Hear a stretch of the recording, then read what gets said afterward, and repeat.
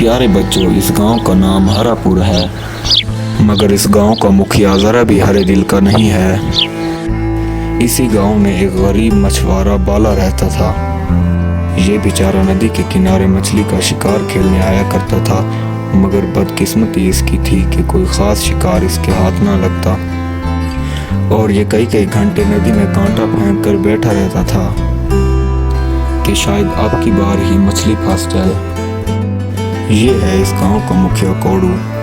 ये अपने गांव वालों की ज़रूरियात को वक्त पर पूरा नहीं करता और बहुत ही लालची इंसान है।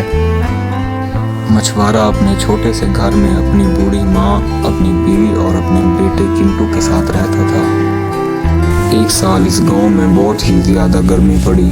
इसके चलते मछुआरे की माँ की तबीयत बहुत ख़राब हो गई, जिस पर डॉक्टर ने मुआयना करने के बाद बताया, बाला, तुम्हारी माँ की तबीयत बहुत ज्यादा खराब है, इन्हें इनके इलाज के लिए शहर के अस्पताल ले जाना पड़ेगा। पता नहीं मैं अब क्या करूँगा, मेरे पास माँ को हॉस्पिटल ले जाने के लिए पैसे भी नहीं है। फिर उसके जहन में ये ख्याल आता है, ऐसा करता हूँ कि सरपंच से पैसे मांग लेता हूँ, क्या पता वो मुझे पैसे दे दे। इसके बाद वो सरपंच से पैसे लेने के लिए उसके घर चला जाता है।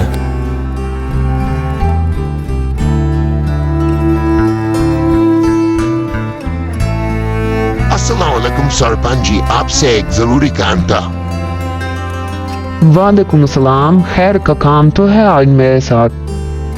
जी हाँ सरपंच जी, मेरी वालदा की तबीयत खराब है, उनके इलाज के लिए मुझे कुछ पैसे जरूरत है। आप बड़े मेहरबानी मुझे पैसे उधार दे दें, आपकी मेहरबानी होगी।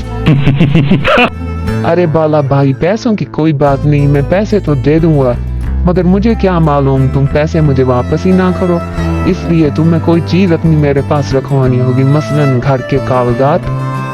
पंडित, आपको मेरे ऊपर इतबार नहीं है कि आप मुझसे कागजात मांग रहे हैं? आजकल के दौर में किसी पर इतबार नहीं है।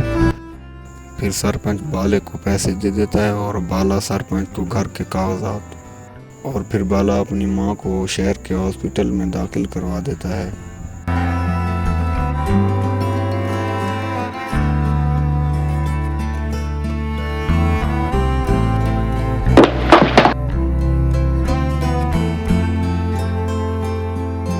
अरे बाले, जल्दी से ये घर खाली कर दो।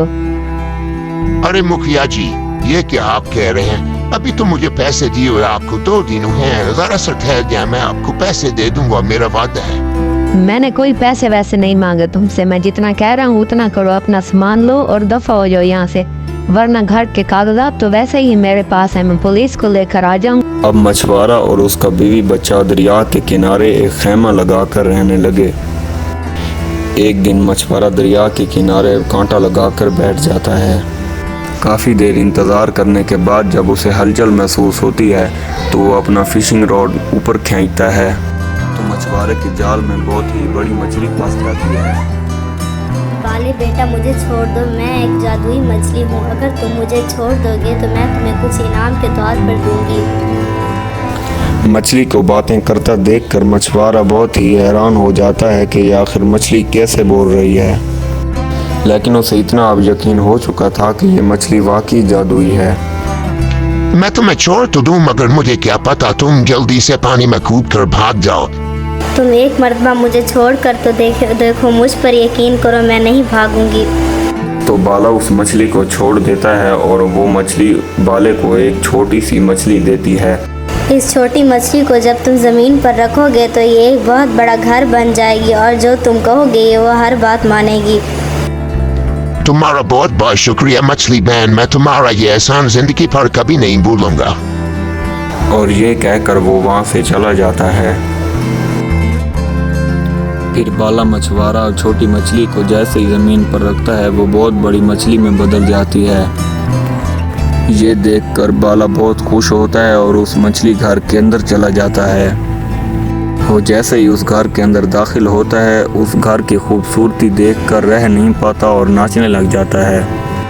ओ बल्ले बल्ले, ओ बल्ले बल्ले, ओ मेरी तो मोर लग गई, हाय हाय हाय हाय। फिर अगले दिन सरपंच डंडों समेत मछुआरे के घर के सामने आ जाता है। अरे ओ बाला, बाहर निकल, आज तो मैं तुम्हें और तुम्हारे इस घर को तोड़ डालूंगा। अगर जरा भी हिम्मत है तुम में इस कार को तोड़ने की तो जरा ऊपर आकर देख लो। अच्छा तुम अब हिम्मत की बात करते हो, जाओ जग्गा इसे देख लो।